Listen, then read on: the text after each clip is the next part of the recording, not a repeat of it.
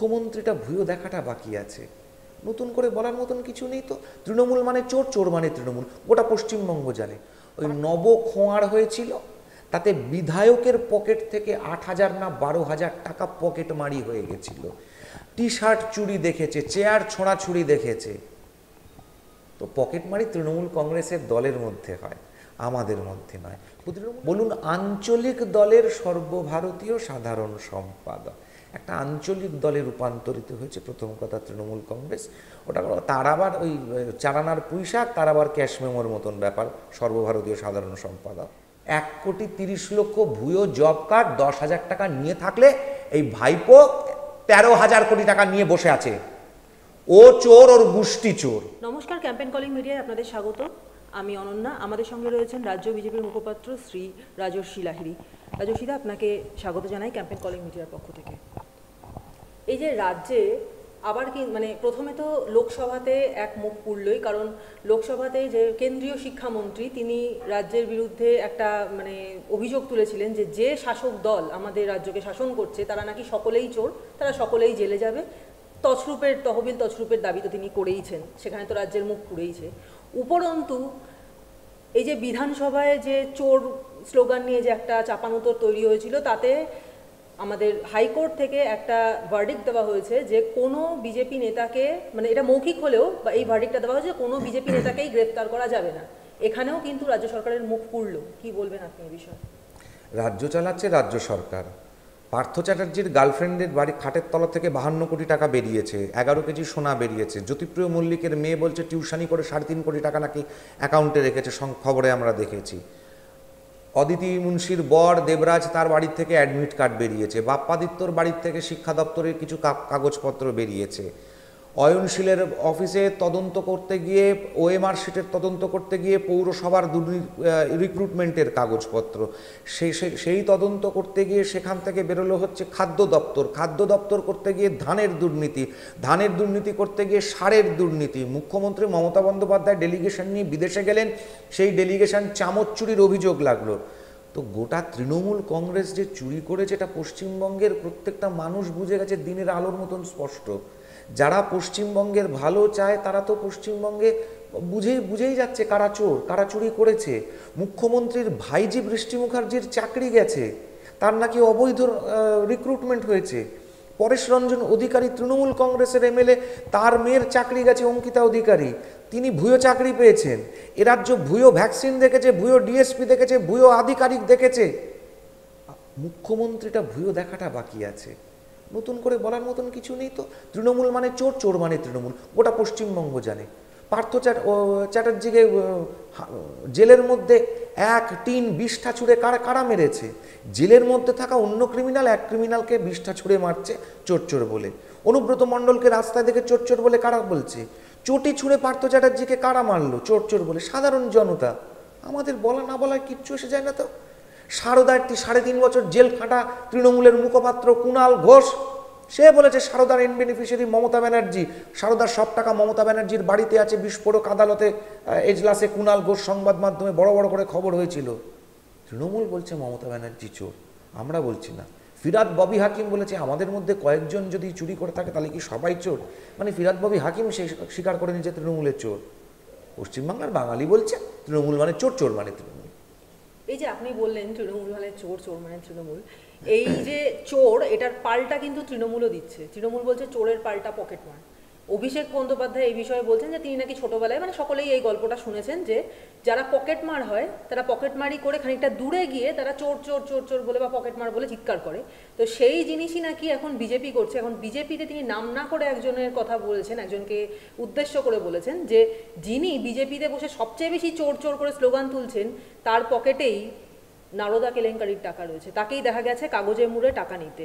এই বিষয়ে কি বলবেন? উনি যতবার এই কথাটা বলবেন ততবার বলবেন যে উনার দলের সৌগত রায়, আফরিন আলী অপরূপা পোদ্দার আরামবাগের MP, Saugata Roy দমদমের MP, Kakoli Ghosh Dastidar বারাসতের MP, Prasun Banerjee হাওড়ার এমপি, এরা প্রত্যেকে চোর।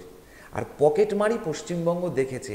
ওই যে নবখোঁয়ার, মাফ করবেন, নবজোয়ার নাকি একটা যাত্রা, যেটাকে আমরা নবখোঁয়ারই বলে থাকি, ওই নবখোঁয়ার হয়েছিল, তাতে বিধায়কের পকেট থেকে 8,000 না 12,000 টাকা পকেট মারি হয়ে গেছিল। টি শার্ট চুরি দেখেছে, চেয়ার ছোঁড়াছুড়ি দেখেছে। তো পকেট মারি তৃণমূল কংগ্রেসের দলের মধ্যে হয়, আমাদের মধ্যে নয়। তৃণমূলের কোন নেতার জানি কোন নবজিয়ারে মোবাইল টোবাইল চুরি গেল, কাদের খবর টবর দেখলাম? পকেট মারি ওদের দলে হয়, নিজেরাই নিজেদের দলের পকেট মারি করে। তৃণমূলের সর্বভারতীয় সাধারণ সম্পাদক অভিষেক বন্দ্যোপাধ্যায় তিনি বারবারই দাবি করছেন যে এই যে চোর চোর বলে বিজেপি তাদেরকে দাগিয়ে দিচ্ছে, তার কারণটা হচ্ছে কেন্দ্রীয় তদন্তকারী সংস্থা বিজেপির হাতে রয়েছে, কারণ বিজেপি সেন্ট্রালে রয়েছে। কি বলবেন এই বিষয়ে? বলুন, আঞ্চলিক দলের সর্বভারতীয় সাধারণ সম্পাদক একটা আঞ্চলিক দলে রূপান্তরিত হয়েছে। প্রথম কথা তৃণমূল কংগ্রেস, ওটা তার আবার ওই চারানার পুঁইশাক, তার আবার ক্যাশ মেমোর মতন ব্যাপার, সর্বভারতীয় সাধারণ সম্পাদক। আর অভিষেক ব্যানার্জিকে আগে বলুন যে মামলাটা হাইকোর্টের তদন্ত, হাইকোর্টের মামলা করেছে কংগ্রেস, সিপিএম মামলা করেছিল বিকাশ রঞ্জন ভট্টাচার্য, এবং সেই হাইকোর্ট যে তদন্ত করতে দিয়েছে সেই অনুসারে কোর্ট মনিটর তদন্ত করছে সিবিআই। আপনার তো রাজ্য সরকারের পুলিশ ছিল, আপনার রাজ্য সরকারের পুলিশের কাছে কোনো ইনফরমেশন ছিল না যে কয়লা পাচার হচ্ছে, গরু পাচার হচ্ছে, বালি পাচার হচ্ছে, পার্থ চ্যাটার্জির গার্লফ্রেন্ডের বাড়িতে 52 কোটি টাকা রাখা আছে, কার বাড়িতে 17 কোটি টাকা রাখা আছে কলকাতা পোর্টে, ববি হাকিমের কোন খাস দোস্তের বাড়ির খাটের নিচে, এগুলো জানতো না তার পুলিশ? জানবে কি করে? 4,000 পুলিশ নিয়ে যদি উনি ঘুরে বেড়ান, উনাকে যদি উনার রাজ্যে উনার লোকেদের হাত থেকে সিকিউরিটি দেওয়ার জন্য 4,000 পুলিশ নিয়ে ঘুরতে হয়, তাহলেই হয়তো পুলিশ তাই জন্য খবরগুলো পাচ্ছে না। সেটা উনি বলুক আগে। আর উনার ওই প্রাসাদোপম যে শান্তিনিকেতন বাড়িটা, ওটা কোন সোর্স অফ ফান্ড থেকে তৈরি হচ্ছে? উনি কোন সোর্স অফ ফান্ড থেকে এই ফি বছর, মানে বছরে 12 মাসে 13 বার উনি বিদেশে ঘুরতে যান, উনি দুবাইতে যান দাঁত দেখাতে, আমেরিকাতে যান চোখ দেখাতে, এগুলো কোন টাকায় করেন? এটা কিসের টাকা থেকে রোজগার হয়? লিপস অ্যান্ড বাউন্সের কোম্পানির কত টাকা বছরে রোজগার হয়, যে কোম্পানির উনি নাকি ডিরেক্টর ফিরেক্টর ছিলেন? কাজরি ব্যানার্জি কোন সমাজসেবা করে 5 কোটি টাকা রোজগার করেছেন? জেট্টি ভাইয়ের সঙ্গে উনাদের পরিবারের কি সম্পর্ক? যৌথ সম্পত্তি, কালীঘাটের 35টা প্লট, একটা রেস্টুরেন্ট আছে হরিশ মুখার্জি রোডের ওপরে, সেই রেস্টুরেন্টে ওদের কত পার্সেন্টেজ স্টেক, কী করে হলো? এই জবাবটা অভিষেক ব্যানার্জি দিয়ে দিন, তাহলেই পশ্চিমবঙ্গের মানুষ বুঝে যাবে কে চোর আর কে সাধক। এসব শাক দিয়ে মাছ ডেকে ন্যাকামো করে লাভ নেই। 1,30,00,000 ভুয়ো জব কার্ড 10,000 টাকা নিয়ে থাকলে এই ভাইপো 13,000 কোটি টাকা নিয়ে বসে আছে। ও চোর, ওর গোষ্ঠী চোর।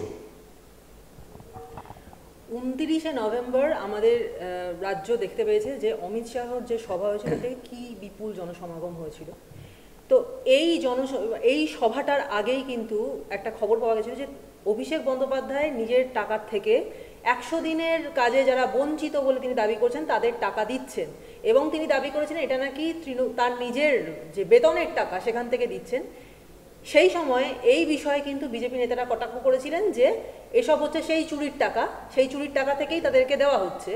তাতে অভিষেক বন্দ্যোপাধ্যায়ের বক্তব্য যে এই টাকা মোটেই চুরির টাকা নয়, তাদের নিজেদের সাংসদদের বেতনের টাকা থেকে তারা দিচ্ছেন, এবং যদি এই বেতনের টাকা চুরির টাকা হয়, এই বেতনের টাকা আসছে ভারত সরকারের থেকে, তাহলে ভারত সরকার এখন যেহেতু বিজেপি যেহেতু মসনদে রয়েছে সেই জন্য সেই টাকাটাও চুরিরই টাকা। তাহলে কি তাই? কি বলবেন এই বিষয়ে, এই দাবিতে? সাধে অভিষেক ব্যানার্জিকে বাংলার পাপ্পু বলা হয়? পাপ্পু পাপ্পুর মতনই কথা বলবে। এসব বোকা বোকা অযৌক্তিক। এই জন্য আমরা বলছি যে ওর শিক্ষাগত যোগ্যতা কত, তার ডিগ্রি সার্টিফিকেটগুলো আগে দেখার। MBA ডিগ্রিটা জালি না ভুয়ো, না অ্যাকচুয়াল অরিজিনাল? গ্র্যাজুয়েশনটার সার্টিফিকেটটা কি জালি, ভুয়ো, না অ্যাকচুয়াল? ভুয়োর রাজ্য, সবই তো ভুয়ো। আর এই সাংসদদের টাকা 100 দিনের টাকা, তাহলে নিশ্চয়ই অ্যাকাউন্ট ট্রান্সফার করছে। যদি সাংসদদের মাইনের টাকাই হয়ে থাকে, হাতে হাতে করে গিয়ে কি ওই 2,000 টাকার নোট এনক্যাশ করার মতন করে 2,000 টাকার নোটগুলোকে সাদা করার জন্য করছে কি? অ্যাকাউন্ট ট্রান্সফার করছে, কারণ 100 দিনের কাজের টাকা তো অ্যাকাউন্ট ট্রান্সফার হয়। তো কোন এমপির অ্যাকাউন্ট থেকে কোন কোন অ্যাকাউন্টে ওই 100 দিনের টাকা ট্রান্সফার হয়েছে তার লিস্টটা পাবলিশ করে দিক। ওগুলো চুরিরই টাকা, সাদা করতে হবে, কারণ এখন ইডি সব জায়গায় দৌড়া বেড়াচ্ছে তো, আর বেশি দিন আর টাকা লুকিয়ে রাখার জায়গা পাচ্ছে না। ওদের একবার এ বাড়িতে টাকা লুকিয়ে রাখছে, একবার ও বাড়িতে টাকা লুকিয়ে রাখছে, কখন ইডি ঢুকে গিয়ে কোথার থেকে কি টাকা বার করে ফেলবে, তারপরে শটাং একদম মাথা অবধি ঘাত পৌঁছে সোজা গারদে পৌঁছে যাবে। এখন তো বুঝতে পারছি, এখন তো পশ্চিমবাংলার মানুষ বুঝতে পারছে যে সিপিএমরা যারা যাগুলো রটানোর চেষ্টা করেছে যে সেটিং আছে, সেটিং আছে, সেটিং আছে, সেটিং তো কিছু নেই। পশ্চিমবাংলার মানুষের স্বার্থ আগে আমরা দেখব।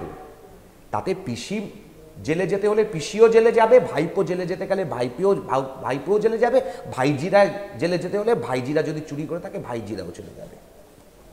বিজেপি নেতা শুভেন্দু অধিকারী তিনি কিন্তু এই চোর চোর স্লোগানটা দিয়েছিলেন বিধানসভায় দাঁড়িয়ে।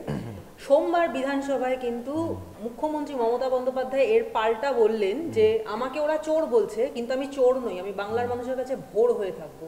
কি বলবেন এই বিষয়ে? রবীন্দ্রনাথের গীতবিতান কবিতা বিতানে রিপ্লেস হয়েছে, মানে মমতা ব্যানার্জির কবিতা বিতান রবীন্দ্রনাথের গীতবিতান দিয়ে রিপ্লেস হয়েছে।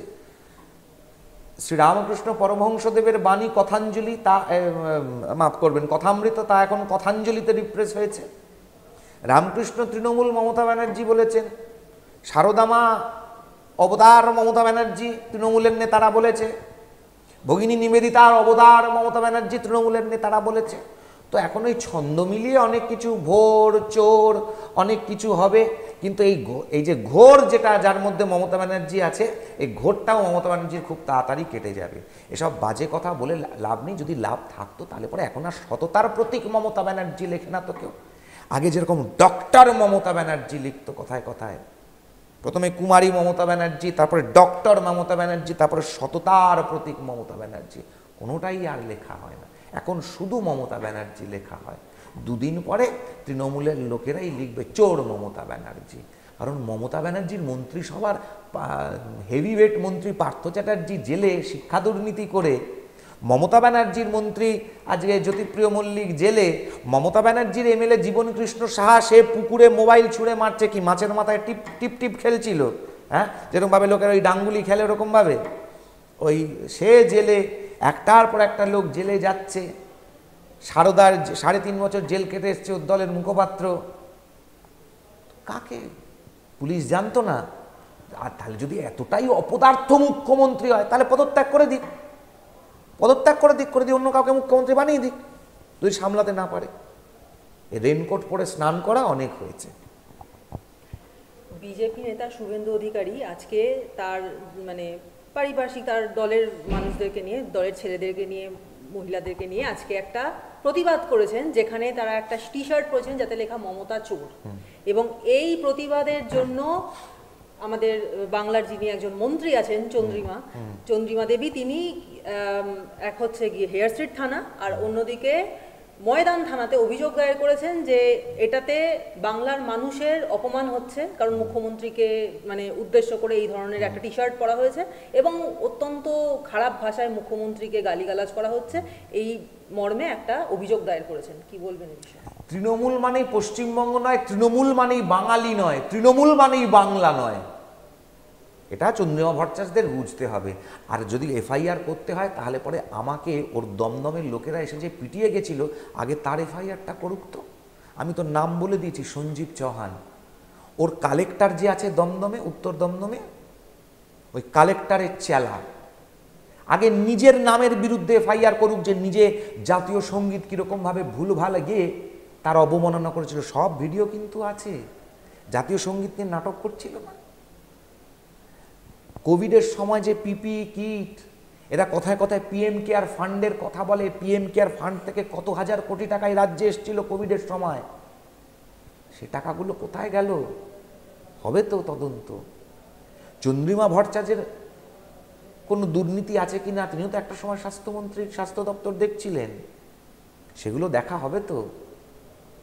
মাঝের হাটের কোন ফ্ল্যাটে মাঝরাত্রিরে কে কত টাকার লেনদেন করে সে খবর তো আছে, সেগুলোও খাতিয়ে দেখা হবে তো। মুখ্যমন্ত্রীর বক্তব্য, এবছরের দুর্গাপুজোয় 300 কোটি টাকা খরচ হয়েছে, কিন্তু বাজার হয়েছে 82,000 কোটি টাকা। তো এই বিষয়ে তার বক্তব্য যে এই যে টাকাটা তিনি খুব কষ্ট করে বাজার করেছেন তার বক্তব্য হিসেবে, তা সেখান থেকেও নাকি জিএসটি কেটে নিচ্ছে কেন্দ্র, এটা বিষয় কি বলবেন? এই ডেটা ফেটা মুখ্যমন্ত্রী সব ফালতু ডেটা দেয়, ওনার ডেটার ওনার কথার কোনো মূল্য নেই। উনি বিধানসভায় দাঁড়িয়েও ভুলভাল কথা বলেন। হ্যাঁ, ওই আইনসভায় যে বিধানসভায় উনি এখন মুখ্যমন্ত্রী, ওই বিধানসভায় রামমোহন রায় সতীদাহ প্রথা নাকি পাশ করিয়েছিলেন, এত মুখ্যমন্ত্রীর বক্তব্য। ও গান্ধীজিকে 47 সালে ফলের রস খাইয়েছিল রবীন্দ্রনাথ, রাকেশ রোশন চাঁদে গেছিল, ইন্দিরা গান্ধী চাঁদে গেছিল, এসব বক্তব্য তো মমতা ব্যানার্জির। এসব কথাঞ্জলি আর কবিতা বিতান মার্কা কথাবার্তা বলে তো লাভ নেই কোনো। এসব ডেটা ওনার নিজের কাছে রাখুক। ওনার ডেটা মানেই হচ্ছে ভুয়ো ডেটা, ভুয়ো রাজ্য, ভুয়ো ভ্যাকসিন। এমপি ভুয়ো ভ্যাকসিন খেয়েছে। এই ভুয়ো রাজ্য, ভুয়ো ভ্যাকসিনে, ভুয়ো মুখ্যমন্ত্রীর ভুয়ো ডেটা, ভুয়ো মুখ্যমন্ত্রী নিজের কাছে রাখুক, অন্য কাউকে শোনাতে আসবে না। আর জিএসটি কি কেটে নিচ্ছে? তো মদ বিক্রি করে টাকা পেয়েছে। বাঙালিকে একটা মদ, তার ভবিষ্যৎ আর মদই তার ভিত্তি, এটাই তো বানিয়ে দিচ্ছে। কোথার থেকে টাকা পেয়েছে? মদ বিক্রি করে। হাঁটুর ব্যথায় রিউমার্ট নিন, হাঁটুর ব্যথাটা কমবে। হোমিওপ্যাথির একটাই নাম, NP Dutta and son, NP Dutta and son, NP Dutta and son. ঘামাচির জ্বালা নিয়ে সারাদিন চলা, স্বস্তি অনাছে নিমের সুবাসে। এই বাংলার ঘরে ঘরে স্বস্তি on, NP Dutta and Son.